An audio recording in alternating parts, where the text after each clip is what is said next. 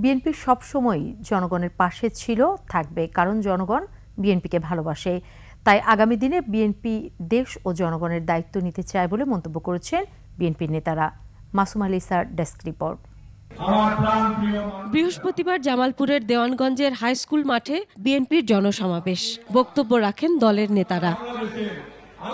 দেওয়ানগঞ্জ বকশীগঞ্জ আসনের সাবেক এমপি, বিএনপির কেন্দ্রীয় কমিটির কোষাধ্যক্ষ এম রশিদুজ্জামান মিল্লাতের পক্ষে স্থানীয় নেতাকর্মী ও সাধারণ মানুষের সমর্থন চান বিএনপির নেতারা।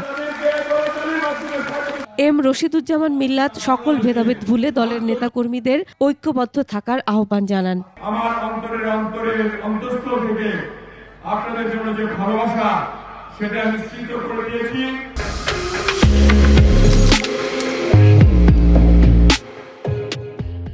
এবং আপনারা আমাদেরকে ভালোবাসেন, আমাকে ভালোবাসেন।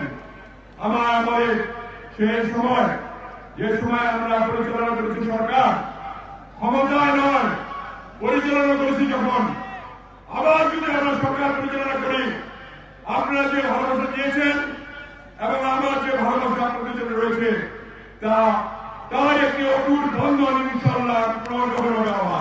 প্রয়োজনীয় সংস্কার শেষে দ্রুত নির্বাচন দেওয়ারও দাবি জানান বক্তারা। তখনই তাদের নামে বিভিন্ন ধরনের স্কুল, বিভিন্ন ধরনের কলেজ, রাস্তাঘাট, বিভিন্ন নির্মাণ তাদের নামে প্রতিষ্ঠিত হবে ইনশাআল্লাহ। Masum আলিসা, desk report, 21 television.